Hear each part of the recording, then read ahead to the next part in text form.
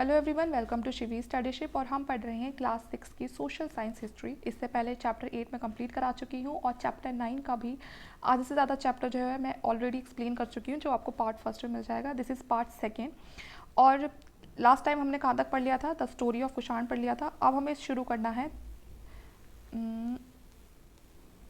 The spread of Buddhism. ठीक है, तो अगर आपने इससे पहले की वीडियो नहीं देखी है तो आप उसको देख लीजिए, फिर आपके लिए ईजी हो जाएगा इस चैप्टर को समझना।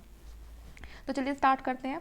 The spread of Buddhism. ठीक है, और हमें देखना है, हमने लास्ट चैप्टर में बौद्ध धर्म तो पढ़ लिया था कि बौद्ध धर्म क्या है, लेकिन अभी फैला किस तरह, जो बाकी कंट्रीज है वहाँ पर कैसे गया। तो एक बहुत ही फेमस कुषाण रूलर थे जिनका नाम कनिष्क था। वो कम से कम आज से 1900 ईयर्स के पहले रूल था उनका। उन्होंने ऑर्गेनाइज करी थी एक बुद्धिस्ट काउंसिल को, ठीक है, जहाँ पर बहुत बड़े बड़े स्कॉलर्स आकर मिले थे और उन्होंने इंपॉर्टेंट मैटर्स पे डिस्कशन किया था। एक पोइट थे अश्वघोष, ठीक है, इन्होंने एक बायोग्राफी को कंपोज किया था बुद्ध की, जो बुद्ध के बारे में उनकी जो बुद्ध की बायोग्राफी थी, उनकी लाइफ से जुड़ी हुई जितनी भी बातें थी उन्होंने उसको कंपोज किया था और उसको उन्होंने क्या नाम दिया था? बुद्ध चरित्र। ठीक है, तो अगर आपसे कोई पूछता है कि जो अश्वघोष थे वो कौन थे, वो एक पोइट थे और उन्होंने बुद्ध चरित्र को लिखा था। और बुद्ध चरित्र क्या थी? बायोग्राफी थी बुद्ध की। ठीक है, और जो ये अश्वघोष थे ये कुषाण के कोर्ट में रहते थे। अश्वघोष Ghosh and other Buddhist scholar now begin writing ना संस्कृत। तो जो अश्वघोष थे और जो बुद्धिस्ट स्कॉलर थे, ठीक है ना, उन्होंने ही संस्कृत वगैरह में राइटिंग्स लिखना शुरू किया था। मतलब अगर पहले तो कौन सी लैंग्वेज यूज़ करते थे बौद्ध धर्म में? प्राकृतिक। लेकिन अब धीरे धीरे कौन सी लैंग्वेज शुरू कर दी थी? संस्कृत लैंग्वेज भी इन लोगों ने यूज़ करना शुरू कर दिया था। A new form of Buddhism known as Mahayana Buddhism now developed. एक नए तरह का जो बुद्धिज्म महायान बुद्धिज्म था जो वो अब डेवलप होने लगा था। महा का मतलब होता है लार्ज और यान का मतलब होता है व्हील, है ना। एक मतलब हम कहेंगे a big circle of Buddhism. अब देखो इसमें क्या डिस्टिंक्ट फीचर्स थे इसके, कि अगर हम पहले जो बुद्ध था, जो उसकी प्रेजेंस थी, अगर हम उसको देखते हैं तो पहले मूर्ति वगैरह की पूजा नहीं होती थी, मतलब उन लोगों के उसमें मूर्ति वगैरह नहीं होती थी। लेकिन अब क्या होने लगा था?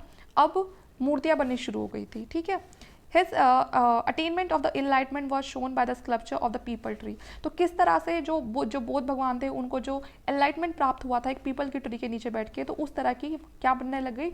मूर्तियाँ वगैरह बनने लग गई। तो अब बहुत ज़्यादा जो स्टैचू वगैरह थे वो काफ़ी फेमस होने लगे थे। Many of these were made इन मथुरा। तो कुछ तो मथुरा में बने थे इनके जो स्टैचू थे, और कुछ कहाँ पर बने थे? तक्षशिला में बने थे। अगर हम सेकेंड चेंज की बात करें तो अब क्या था?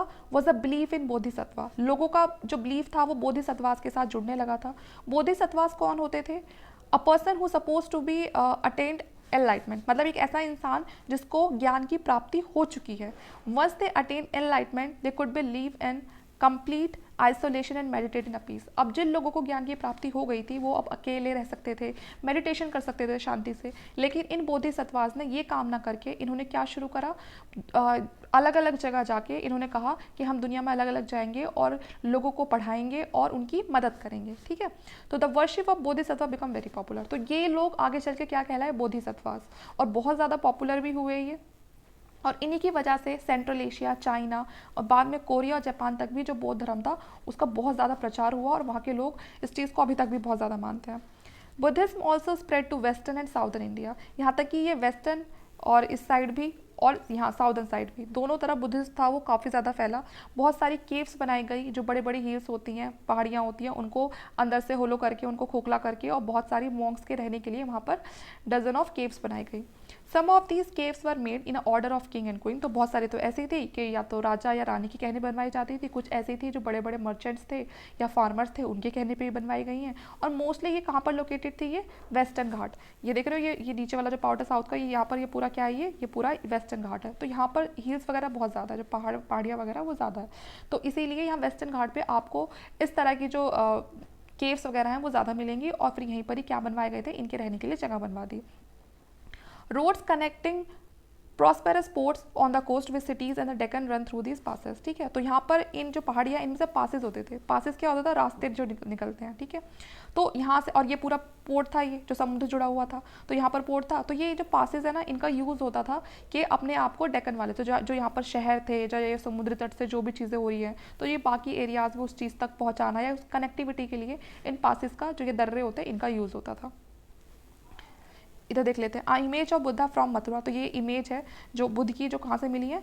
मथुरा से मिली है। ठीक है, और दूसरी राइट में जो इमेज है बुद्ध की वो तक्षशिला से मिली है। तो जो ये वाली इमेज है ये आपको मथुरा से है, और ये वाली तक्षशिला से है, ठीक है। तो इस तरह की वहाँ से अलग अलग तरह की जो स्कल्पचर मेकिंग थी वो स्टार्ट हो गई थी। तो जो भी जो अलग से जो आते थे, जो बौद्ध धर्म को मानते थे या उनके जानने की जो इच्छा होती थी, जो भी ट्रैवलर्स आते थे वो ज़्यादातर फिर इन्हीं केव्स, जो ये मोनास्ट्री वगैरह हैं, मठ होते थे, इन्हीं में रुकते थे। वो जो बुद्धिज्म है वो श्रीलंका तक, म्यांमार, थाईलैंड और दूसरी जो साउदर्न ईस्ट एशिया है कंट्रीज़ है, वहाँ पर भी फैला। जैसे कि ये हमारा इंडिया हो गया, और यहाँ पर जो फिर ये है, ये पूरा जो इधर वाला पार्ट है, ये हमारा किस में आता है, साउथ ईस्ट एशिया में आ जाता है। तो यहाँ पर भी बौद्ध धर्म का बहुत अच्छे से प्रचार हुआ और काफ़ी ज़्यादा वो स्प्रेड भी हुआ। The older form of Buddhism known as the Theravada Buddhism was more popular in this area. तो देखो, जो अभी यहाँ पर महायान की बात पड़ी, तो महायान और था जो वो अभी नया था, ठीक है ना, क्योंकि उसमें जो पहले जो बौद्ध धर्म था उसके मुकाबले इसमें बाद वाले महायान बुद्धिज्म में काफ़ी चेंजेस आ चुके थे। लेकिन जो ये था साउथ ईस्ट, ये एशिया जो कंट्री थी, यहाँ पर अभी भी वो लोग किसको प्रेफरेंस देते थे, जो कि पुराना वाला था, जो ओल्डर फॉर्म थी बुद्धिज्म की, उसको वो ज़्यादा देते थे, जिसका क्या नाम था, थेरावदा बुद्धिज्म, ठीक है। The quest of Pilgrim. अब देखो हमारे यहाँ पर हमारे इंडिया में बहुत सारे जो लोग थे वो आते थे, ठीक है। ये देखो, यही भी देख लो, ये केव है महाराष्ट्र में, तो ये इस तरह की बनाई गई थी कि जिससे कि यहाँ पर मॉन्क्स वगैरह रुक सकें। अब यहाँ देखते हैं पिलग्रिम्स थे जो आते थे, अलग अलग यात्री जो आते थे। जो ट्रेडर्स थे वो दूर दूर से आते थे, ठीक है, और एक कारवा में जुड़ के या फिर शिप्स वगैरह में यहाँ पर ट्रैवल करने के लिए आते थे। एक जो पिलग्रिम्स होते हैं, ये होते क्या है, कोई भी मैन या वुमेन, ठीक है ना, जो एक किसी जर्नी को कर रहा है, मेनली किस लिए, होली प्लेसेस को देखने के लिए, ठीक है ना, वहाँ पर वर्शिप करने के लिए। तो मतलब जो भी किसी वर्शिप से जुड़े हुए या किसी भी वो ऐसे होली प्लेसेस को देखना चाहता है, मंदिर हो गया या फिर जो बौद्ध से जुड़ी हुई कोई भी होली प्लेस है, बस उसी के लिए आ रहा है, तो उनको बोलते थे पिलग्रिम्स, ठीक है। The best known of these, तो बहुत सारे जो चाइनीज़ बुद्धिस्ट पिलग्रिम्स आए थे उनके नाम देख लेते हैं, जिनमें पहले कौन थे, ये फाहियान थे, ठीक है। ये कम से कम 1600 ईयर्स एगो पहले आए थे। उसके बाद कौन है, जो जुआन हांग थे वो आए थे, ठीक। उसके बाद फिर आई क्यूइंग आए थे, ठीक है। तो इस तरह से ये लोग आए and they came to visit places associated with the life of the Buddha, और इन्होंने हर वो जगह घूमी जो बुद्ध के लाइफ से जुड़ी हुई थी, ठीक है। और बहुत ज़्यादा जो फेमस मोनास्ट्री थी ये वहाँ पर भी गए। Each of this Pilgrim left an account of his journey. तो जो भी यहाँ पर जो पिलग्रिम्स थे, जो आते थे, जो भी यात्री आते थे, अब वो जो चीज़ों को देखते थे उसके बारे में लिखते भी थे, और फिर वो उसको या तो अपने साथ ले जाते थे या फिर यहाँ पर छोड़ जाते थे। तो बहुत सारे अकाउंट्स हमें ऐसे यात्रियों के मिले हैं जो यहाँ पर अपने कुछ चीज़ें लिखकर ऐसे छोड़ के चले गए। They wrote of the danger they encountered on their travel, which often took years of the countries and monastery that they were visited, and a book they carried back with them. तो बहुत ही मतलब जब ये जो जिस तरह का जो ये काम करते थे कि उनके साथ रास्ते में क्या हुआ, कि कुछ लोग मर जाते थे, फिर जो कुछ उस चीज़ को एक्सपीरियंस करते थे कि हाँ भाई मेरे साथ जो आ रहा था वो मारा गया, उसको किसी ने मार दिया, लूट पाट हो गई, जो भी है, या फिर हमारा देश कैसा है, मोनास्ट्री कैसी है यहाँ पर, तो वो जिस भी चीज़ों को देखते थे वो उस सब चीज़ों को उस बुक में मैंशन करते थे, या तो फिर उसको अपने साथ ले जाते थे या फिर कुछ चीज़ें यहाँ पर छोड़ जाते थे। अब है दूसरे के फाहियान, वो चाइना कैसे जाते हैं, ठीक है। तो जो फाहियान की जो जर्नी जो बिगेन होती है, ठीक है, began his journey back home from the Bengal. तो वो जो बंगाल से वापस जाते हैं तो वो कैसे जाते हैं, शिप के थ्रू जाते हैं, और उनकी कुछ बिलोंगिंग्स होती है अपने साथ, उनकी कुछ चीज़ें अपने साथ ले लेते हैं वो, और उसमें जो शिप होता है उसमें और भी काफ़ी जो मर्चेंट्स होते हैं वो होते हैं, ठीक है। वो कम से कम 2 दिन तक उसमें ट्रैवल करते हैं, और फिर क्या होता है, अचानक से एक तूफान आ जाता है, वो जो शिप होता है वो तूफान की चपेट में आ जाता है। तो जो मर्चेंट्स होते हैं वो क्या करते हैं, वो ज़्यादातर चीज़ों को किस में फेंकना शुरू कर देते हैं, जो सी होता है उसमें फेंकना शुरू कर देते हैं, जिससे कि जो वो उनका शिप है वो ज़्यादा भारी होकर कहीं पानी में ना डूब जाए। तो उसके लोड को वो लाइटन करने के लिए वो अपनी चीज़ों को पानी में फेंकना शुरू कर देते हैं, क्योंकि वो जो उनकी शिप थी वो डूबने लगी थी। जो फायान होते हैं वो भी अपनी कुछ पर्सनल बिलोंगिंग्स को फेंक देते हैं, लेकिन एक उनके पास एक स्टैचू होता है बुद्धा का, और कुछ बुक्स होती है उनसे रिलेटेड, वो उसको नहीं फेंकते हैं, वो उसको अपने पास ही रखते हैं, ठीक है। जो ये स्टोम था ये कम से कम 13 दिन तक उनको ऐसे घेर के रखता है, और उसके बाद फिर वो पहुंच जाते हैं, ठीक है। उसके बाद फिर वो सही से वो जो समुद्र होता है उसको पार कर लेते हैं। तो उसमें उन्होंने क्या डिस्क्राइब करा है सी को, कि जो सी है वो बाउंडलेस है, ठीक है। So it is impossible to know east और west except by observing the sun moon star in the motion. कि जो सी है वो अपने आप में बाउंडलेस है ना, कि मतलब उसकी ना कोई बाउंड्री नहीं है, आप तय नहीं कर सकते। तो इसीलिए आपके लिए इम्पॉसिबल हो जाता है कि किस तरफ ईस्ट है, किस तरफ वेस्ट है। आप ये सब चीज़ें कैसे जान सकते हो, या तो सन को ऑब्जर्व करके, या मून को ऑब्जर्व करके, या फिर जो स्टार्स हैं उनके मोशन को, ठीक है ना, उनके जो मूवमेंट है उनको ऑब्जर्व करके आप पता लगा सकते हो किस तरफ ईस्ट है और किस तरफ वेस्ट है। If it is dark rainy weather so the only plan is to steer by the wind. और अगर बाई चांस मौसम ख़राब हो जाता है और आपको वो सब चीज़ें नहीं दिखती हैं, कि मून नहीं दिख रहा, स्टार नहीं दिख रहा, तो आपके लिए बस एक क्या, फिर आप शायद हवा से पता लगा सकते हो। It took him more than 90 days to reach Java, तो इनको 90 दिन लगते हैं जावा तक पहुंचने में, और फिर यहाँ पर ये जावा में 5 महीने तक रुकते हैं, और उसके बाद ये फिर से शिप के थ्रू फिर कहाँ पहुंच जाते हैं, चाइना चले जाते हैं। Xuanzang who took the land route back to the China, अब जो फायान थे वो तो शिप से जाते हैं, लेकिन जो जुआन थे ये किससे जाते हैं, ये लैंड रूट लेते हैं चाइना को तक जाने के लिए। Carried back with in statue of the Buddha made of gold silver and sandalwood and over 600 manuscript loaded on a back of 20 horses, तो ये अपने साथ बुद्धा का स्टैचू लेके जाते हैं, ठीक है, जो कि गोल्ड का बना होता है, सिल्वर गोल्ड और सिल्वर का बना होता है, साथ में सैंडलवुड वगैरह भी लेके जाते हैं, और 600 मैन्यूस्क्रिप्ट लेके जाते हैं। आप खुद देखो कि मतलब इनको पढ़ने का कितना वो था कि बौद्ध धर्म के बारे में कितना जानना चाहते थे। तो 600 मैन्यूस्क्रिप्ट को लोड कर लेते हैं ये जो 20 घोड़े होते हैं उनके बैक पर, जिसमें से जो 50 मैन्यूस्क्रिप्ट होती हैं वो खो जाती हैं जब ये बोट में बैठ जाते हैं, है ना, बोट के टाइम पे उनकी जो मैन्यूस्क्रिप्ट होती हैं वो खो जाती हैं जब ये इंडस रिवर को क्या करते हैं, क्रॉस करते हैं। He spent the rest of his life translating the remaining manuscript from Sanskrit into Chinese, और इनकी जो लाइफ होती है वो सारी की सारी किस चीज़ में बीत जाती है कि जो ये अपने साथ मैन्यूस्क्रिप्ट लेके जाते हैं वो संस्कृत में लिखी होती है। अब इनको तो आती है संस्कृत, लेकिन अब जहाँ ये लेके जा रहे हैं चाइना में वहाँ तो नहीं आती, तो ये उन मैन्यूस्क्रिप्ट को ट्रांसलेट करने में ही चाइनीज़ लैंग्वेज में इनकी जो लाइफ है वो पूरी की पूरी निकाल देते हैं। ठीक है, जो नालंदा है वो उस समय एक यूनिक सेंटर होता था बुद्धिस्ट की लर्निंग के बारे में, ठीक है ना, बौद्ध धर्म अगर किसी को पढ़ना है तो नालंदा से बेस्ट कुछ नहीं था उस टाइम पे। तो जो जुएनहांग है ये क्या बताते हैं कि यहाँ पर बहुत सारे अलग अलग और पिलग्रिम्स आते थे जो कि नालंदा में स्टडी करते थे, जो कि प्रेजेंट बिहार में है और तब भी बिहार में ही थी। The most famous Buddhist monastery of this period, और बहुत ही फेमस मठ हुआ करता था ये उस टाइम का। This is how he describe, तो उन्होंने किस तरह से नालंदा को डिस्क्राइब किया है कि जो टीचर होते थे वो ज़्यादातर मैन होते थे और काफ़ी ज़्यादा हाईएस्ट एबिलिटी और टैलेंटेड होते थे, और ये फॉलो करते थे ज़्यादातर बौद्ध धर्म के टीचिंग्स को, ठीक है, बहुत ही सिंसेरिटी के साथ। और जो रूल्स होते थे मोनास्ट्री के बहुत स्ट्रिक्ट होते थे और सबको फॉलो करने पड़ते थे। डिस्कशन चलता रहता था, ठीक है ना, हर दिन डिस्कशन चलता था, जो कि ओल्ड और यंग म्यूचुअली एक दूसरे की आप सबको हेल्प करनी है, चाहे बूढ़ा हो चाहे जवान हो, आप सबको एक दूसरे की मदद करके चलना है। Learned man from different cities came here to settle their doubts, अलग अलग जगह से आदमी आते थे, है ना, लोग आते थे अपने जो भी उनके डाउट्स हैं उनको सेटल करने के लिए। जो गेट कीपर होता था, ठीक है ना, वो एक बहुत ही डिफिकल्ट क्वेश्चन पूछता था और जो उस आंसर का जवाब देता था वही एंट्री कर सकता था नालंदा में। They are allowed only after they have been able to answer these 7 और 8 out of every 10 not able to answer, तो जो उस गेट कीपर के क्वेश्चन का सही से आंसर दे पाएगा उसी को एंट्री मिलती थी, अदरवाइज नहीं मिलती थी। और ऐसा बहुत ही कम होता था कि 10 लोगों में से शायद 7-8 ही ऐसे होते होंगे जो आंसर दे देते होंगे और मतलब बाकी नहीं दे पाते थे। ठीक है, द बिगिनिंग ऑफ भक्ति, अब पढ़ते हैं भक्ति के बारे में। This was also the time and worship of certain deities which become a central figure of a later Hinduism gain its importance. अब टाइम आता है भक्ति का, भक्ति में क्या होता है, बहुत ही इंपॉर्टेंट कुछ सेंट्रल फीचर्स होते हैं जो हिंदुइज्म के बाद में आते हैं।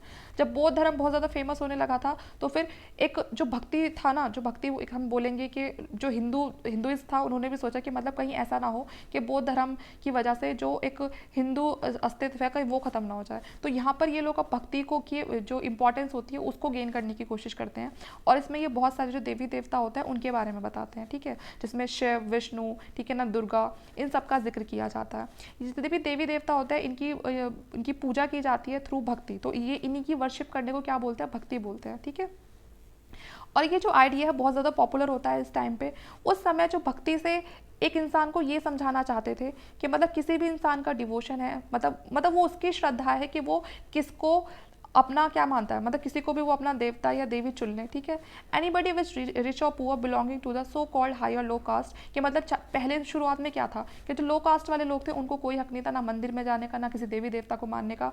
ठीक है, उनको ये राइट बिल्कुल नहीं दे रखा था, और इसी वजह से कहीं ना कहीं जो बौद्ध धर्म था और जो जैनिस जो रिलीजन था वो बहुत ज़्यादा फेमस हुआ, क्योंकि वो धर्म ऐसे थे दोनों जो किसी के साथ कोई पक्षपात नहीं करते थे। तो इसीलिए भक्ति से ये कहा गया कि एक इंसान, उसको पूरा हक है कि वो अपने किसी भी देवी देवता को चुन सकता है पूरी श्रद्धा के साथ, चाहे वो अमीर है चाहे गरीब है, हाई कास्ट है लो कास्ट है, मैन है वुमेन है, वो जो भक्ति का जो पाथ है उसको फॉलो कर सकता है। So the idea of bhakti is present in the Bhagavad Gita, a book of Hindus. तो पता है जो ये भक्ति है, जो भक्ति का जो आइडिया है वो किस में प्रेजेंट है, भगवद गीता में। भगवद गीता आप सभी को पता है कि हिंदुओं की एक बहुत ही पवित्र किताब है, जिसमें महाभारत का जिक्र हमें मिलता है, और जिसमें क्या बताया हुआ है कि जो कृष्ण थे, जो भगवान थे, वो अर्जुन से कहते हैं कि तुम मेरी शरण में आ जाओ, ठीक है ना, और to abandon all the dharma and take refuge in him as only he can set Arjuna free from every will। कि तुम मेरी शरण में आ जाओ और तुम फिर क्या हो जाओगे, सारा जो भी तुम्हारे दुख दर्द है उससे तुम सबसे तुमको क्या हो जाएगा, निवारण मिल जाएगा। So this form of worship gradually spread to different part of the country. धीरे धीरे जो ये वर्शिप है ये भी धीरे धीरे इसका भी स्प्रेड होने लगा हमारे जो कंट्री के अलग अलग पार्ट्स में। Those who followed the system of bhakti emphasise devotion and the individual worship of a god और गॉडेस। तो लोगों को जो भक्ति है बहुत ज़्यादा एम्फेसाइज करने लगी, उनके डिवोशंस जो उनकी जो श्रद्धा थी उसके साथ वो काफ़ी ज़्यादा जुड़ने लगी देवी देवताओं के साथ। और उसमें क्या लिखा था भक्ति में, कहने का मतलब ये था कि आप ये बड़े बड़े जो सेक्रीफाइस करते हैं, कोई बड़ा बड़ा हवन कर रहा है, बलि दे रहे हो, ये सब चीज़ें परफॉर्म ना करके अगर आप किसी भी देवी देवता को, मतलब आपकी जिस भी चीज़ में आपकी श्रद्धा है, अगर आप उसको, जैसे कि प्रकृति है ना, हम इसको भी देवी मानते हैं, ठीक है, हमने इसको अपने आप से एक रूप दे रखा है, तो इसमें यही कहा गया कि आप किसी देवी देवता को जिस भी चीज़ से आपकी श्रद्धा जुड़ी हुई है, आप उस चीज़ में को अपने हिसाब से इमेजिन करिए, ठीक है, और आप उसी की भक्ति करिए rather than performance of elaborate sacrifice. ये बड़े बड़े सेक्रीफाइस करके कुछ नहीं मिलेगा, इससे अच्छा ये है कि आपको जो भी मिला है आप उसी को सम्मान दें, उसी को रिस्पेक्ट दें, ठीक है ना। According to this system or belief, if devotee worship the chosen deity with a pure heart, the deity will appear in a form in which he or she may desire। उन्होंने कहा कि आपका जो भी बिलीफ है, आप जिस भी चीज़ में बिलीव करते हो, ठीक है, तो आपको मतलब पूरा हक है कि आप उस चीज़ को क्या करो, प्योर हार्ट से आप उसको चूज़ करो।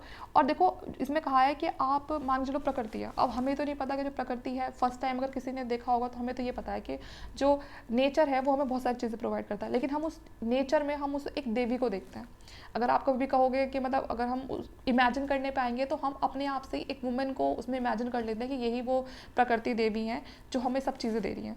तो उन्होंने ये कहा कि आप जैसे भी अपने जिस भी चीज़ को आप पूज रहे हो, जिस भी चीज़ को आप मानते हो, आप उसको जैसे इमेजिन करोगे वो आपको वैसे ही दिखाई देगा।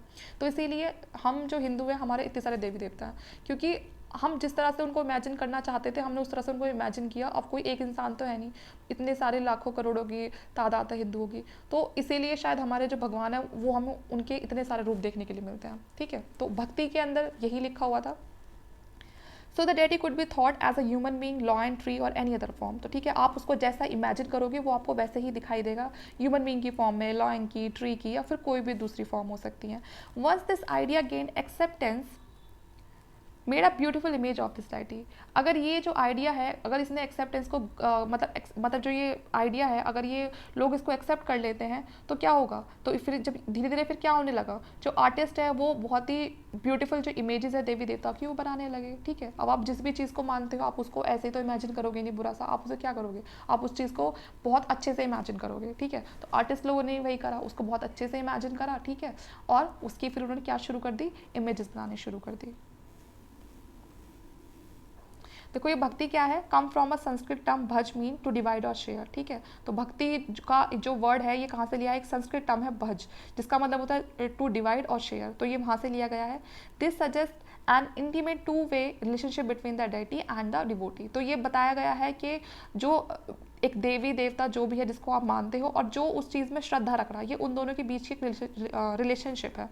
So the bhakti is directed toward Bhagavad, which is often translated as a god, but also mean one who possesses or share bhag literally with goods and fortune or bliss.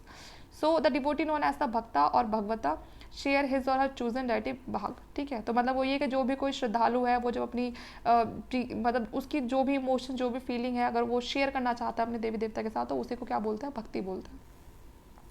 तो ये poem लिखी हुई है उसके ऊपर ही कि most bhakti literature tell us that riches learning and high status do not automatically ensure a close relationship with deity. तो मतलब इसमें ये कहा है कि जो भक्ति लिटरेचर है वो मतलब ये कभी नहीं कहती है कि अगर कोई अमीर है या बहुत ज़्यादा ज्ञानी है या किसी का बहुत ज़्यादा हाई स्टेटस है तो वो ऑटोमेटिकली उसकी एक क्लोज रिलेशनशिप हो जाएगी किसी भी देवी देवता के साथ, नहीं, ठीक है। This is the part of poem compose in Tamil bye upper a devotee of Shiva. तो ये एक पोएम थी जो कंपोज की थी एक तमिल में जो पोइट थे उन्होंने, और वो किसके डिवोटी थे, वो बहुत बड़े श्रद्धालु थे, किसके, शिवा के, ठीक है। अपार वॉज अ विलाला, ठीक है। तो ये एक उन्होंने टर्म दिया कि जो अपार था वो कौन था, विलाला। एंड तो ये उसके बारे में ये है कि जो भक्त है मतलब जो उन्होंने उस पोएम को लिखा था वही है, तो इसमें इंपॉर्टेंट इतना ज़्यादा कुछ नहीं है, बस आप ये याद रखना कि एक पोएम कंपोज की गई थी तमिल में बाय अपार, और ये किसके डिवोटी थे, ये शिवा के डिवोटी थे। देखो जो देवी देवता थे उस समय बहुत ज़्यादा स्पेशल होते थे, जो उनकी इमेजेस वगैरह थी, है ना, वो उस समय हर घर में अब भी होता है। देखो पूजा पाठ वाली चीज़ें तो जो इमेजेस वगैरह होती है आपको स्पेशली सब घर में मिलेगा अलग से, जो पूजा घर होता है या फिर टेम्पल्स वगैरह में उस समय रखी जाती थी, जो कि आप आगे चैप्टर 11 में पढ़ोगे।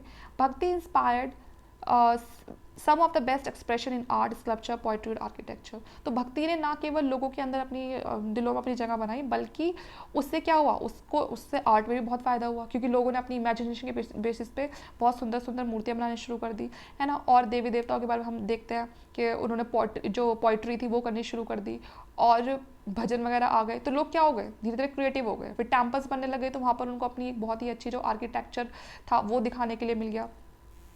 The word Hindu like the term India, जो हिंदू टर्म है वो भी एक तरह से जैसे कि टर्म है ना इंडिया, वहीं से ड्राइव हुआ। जैसे कि जैसे इंडिया वर्ड है वो कहाँ से ड्राइव हुआ, इंडस रिवर से, कि जो लोग इंडस के आसपास रहते थे या इंडस को क्रॉस करके आते थे उन्होंने ही हमारा जो हिंदुस्तान है उसको नाम दिया इंडिया।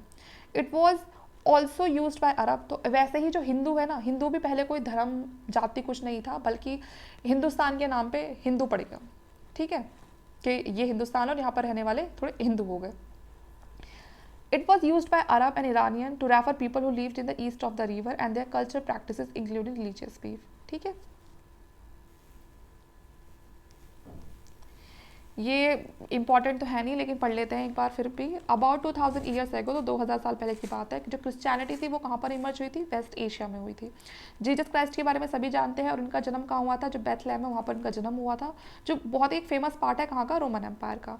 जो जीसस थे की जो टीचिंग है, ठीक है, तो इनको माना जाता है कि ये सेवियर थे वर्ल्ड के, है ना, दुनिया को बचाने वाले थे, उनके रक्षक थे।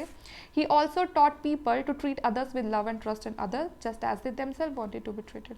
इन्होंने लोगों से कहा कि आप दूसरों को प्यार से और उन पर भरोसा रखिए, उनको वैसा ही ट्रीट कीजिए जैसा आप अपने लिए उनकी तरफ से ट्रीटमेंट चाहते हैं, क्योंकि अगर आप किसी को इज्जत दोगे तभी तो आपको बदले में मिलेगी। Blessed are those who hunger and thirst for the rightness, or for they shall be filled. Blessed are the merciful, for you shall mercy, and blessed are the pure heart, for they shall see God. Blessed are the peacemaker, for they shall be the son of the God. And Christ's teaching appeal to ordinary people is spread through West Asia, Africa, Europe, and the first Christian preacher came from West Asia to the west coast of the subcontinent within 100 years of Christ death.